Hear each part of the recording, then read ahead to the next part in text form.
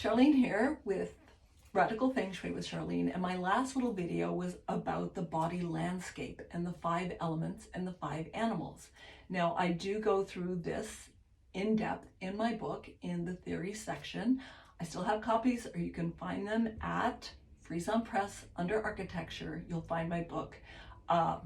Very inexpensive. They get you in the shipping to you, but you can buy online version too, so you can have an ebook of my book. All of the things I talk about are usually mentioned in my book one way or another.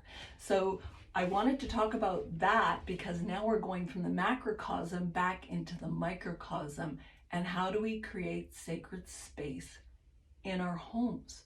So because this is the most sacred thing that I work with, I talked about women having a womb as a sacred space, as we all have the sacrum in our backs as a sacred bone in the body, that all the information goes through, all the electrons, neutrons, all our firing frequencies and all our blood and the nutrition, it all passes through to the body, to the legs that make us move forward. We are a sacred space. Probably the bedroom is one of the first sacred spaces I want to talk about. And the reason I want to talk about the bedroom is because we need to have good sleeps at night in order to be optimal in our day.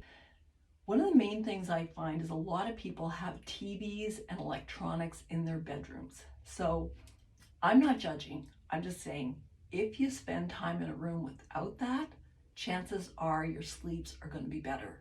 Things that have come into our world in the last 20 years can be really detrimental to our health and well-being. And it's reflected with the mental health issues we're seeing, hearing more about, and being more open about these days. So my first solution is to get rid of the electronics in your bedroom. Cover your mirrors. If you've got electronics and mirrors, they're having a conversation at night, and it's amping up the frequency in your body, and you'll never get the rest that you could get. Experiment. Sleep in a different room without it. You're not going to believe me until you feel it yourself. And I'm really careful about where I sleep. And it's because I really do want to get good night's sleep at night. So the other things is placement of furniture. Why aren't you supposed to have your feet pointing out the door? Traditional Feng Shui rules.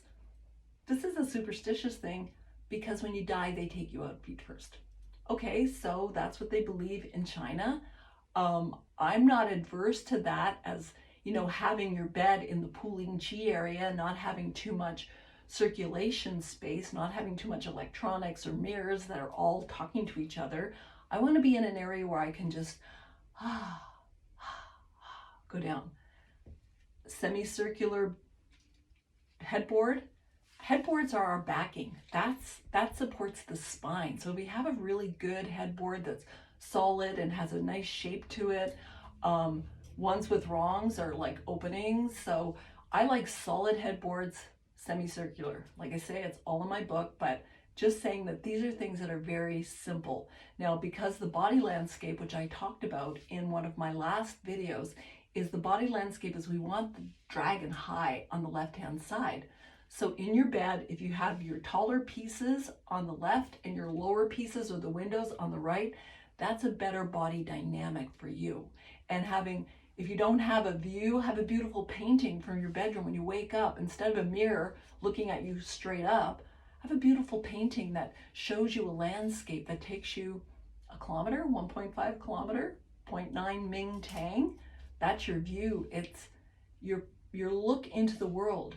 When you wake up and you're in your dream time, and whether you dream or remember your dreams or you don't remember your dreams, you want to be kind of inspired. Like, I spend time in my bed when I wake up in the morning. I'm sifting and sorting. I'll get up, I'll go make some hot water and bring it back. Rarely will I get up and make a coffee. I'm not ready to be that awake. I just want to sift through what's going on. And yet I've noticed this has happened as I age, that I'm taking more time with myself. I am slowing down. And as I slow down, I'm seeing the beauty and the power of taking that time in the morning to contemplate. If you have a big window with a gorgeous view, open those curtains, have a look.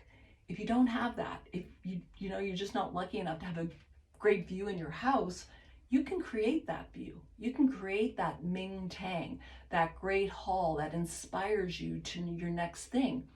put a beautiful painting across from your bed that gives you 1.5 kilometer look into a gorgeous landscape. Never put water behind your back on a painting. Always have a mountain. I'll be showing you a little picture of something I found on the internet. It's like, I would not put this behind my back. What do you think? I'd be falling backwards between the cave. The symbology is of unrest. So we want to be rested. We want to feel good in the mornings. We want to create that sacred space in the bedroom that allows this sacred space to be at its optimum all the time. Thanks for joining me. We'll be talking more about the house and the macrocosm in our next videos. Have a great day.